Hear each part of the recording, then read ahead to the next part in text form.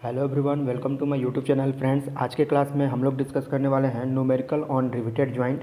Riveted joint पर किस type के न्यूमेरिकल बनते हैं और कैसे कैसे न्यूमेरिकल फाइनल एग्जाम में आपसे पूछे जाते हैं, उस पर बेस्ड आज हम लोग का ये क्लास है।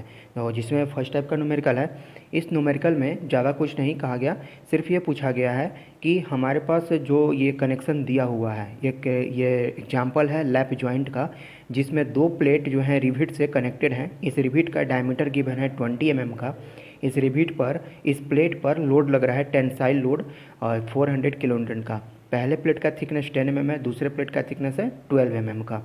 ठीक है, तो इसमें डबल डबल लाइन का रिविट यहाँ पर है, देख सकते हैं दो यहाँ पर रिविट की लाइन यहाँ पर जुड़ी हुई है।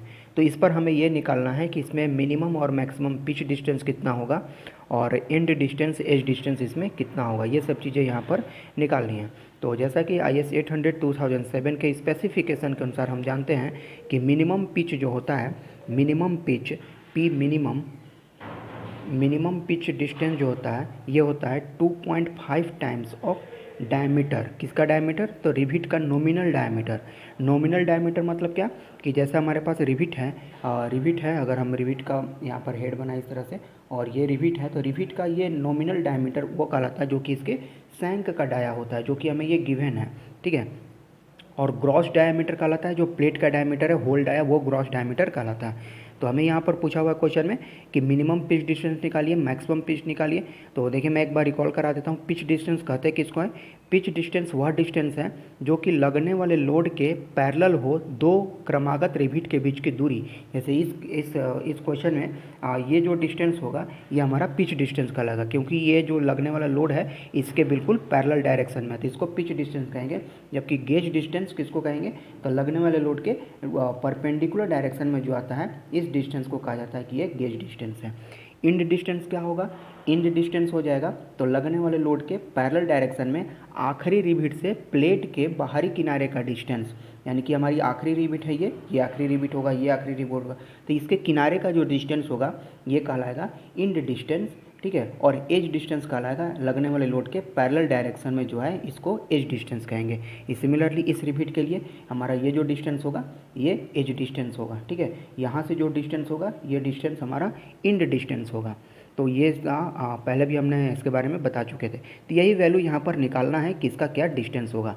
तो मिनिमम पिच डिस्टेंस जैसा कि आप देख सकते हैं कि इसका जो फॉर्मूला होगा 2.5 times of nominal diameter of rivet. Nominal diameter तो कितना हो जाएगा यहाँ पे देखते हैं, तो 2.5 इंटू में 20 mm नॉमिनल डायमीटर है इसका, तो 25 इंटू 2 कितना होगा? 50 mm हो गया इसका मिनिमम पिच।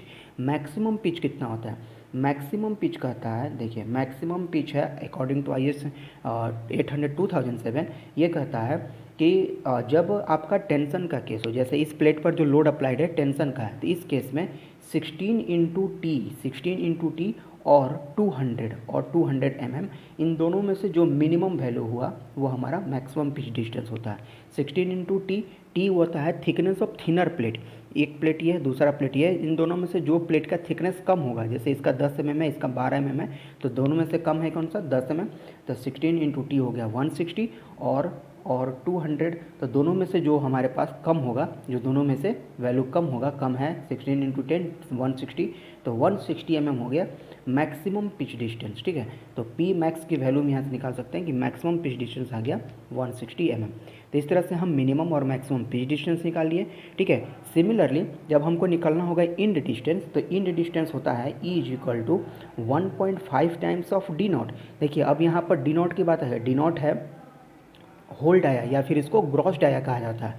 ग्रॉस डाया यानी कि होल डाया, प्लेट का जो डायमीटर होगा जिसमें रिविट को इंस्टॉल करना है उसको होल डाया कहा जाता है। तो ये 1.5 टाइम्स होगा डी नॉट का, तो जब हमारा एलिमेंट जो होगा मशीन द्वारा काटा गया होगा, और ये 1.7 टाइम्स होता है डी नॉट जब एलिमेंट को हाथ द्वारा काटा गया होगा, हैंड कट एलिमेंट जब होगा तब। ठीक है, तो हम मान के चलते हैं कि हमारे पास जो एलिमेंट है मशीन कट एलिमेंट है, तो जो हमारा पास में इंड डिस्टेंस होगा ये होगा 1.5 टाइम्स ऑफ डी नॉट। अब डी नॉट कितना आता है? देखिए रिविट के केस में जितना डायमीटर दिया हुआ है, डायमीटर जो दिया होता है, और जो हमारे पास होल डाया होता है डी नॉट, इसके बीच का जो रिलेशन होता है कि अगर हमारे पास 25 mm से कम है, रिविट का डायमीटर अगर 25 mm से कम है तो उसमें 1.5 mm हमें जोड़ने की आवश्यकता होती है। जब ये ग्रेटर देन 25 mm का होता है, ठीक है, less than equal to 25 mm तक होता है, तब 1.5 mm उसमें ऐड करते हैं।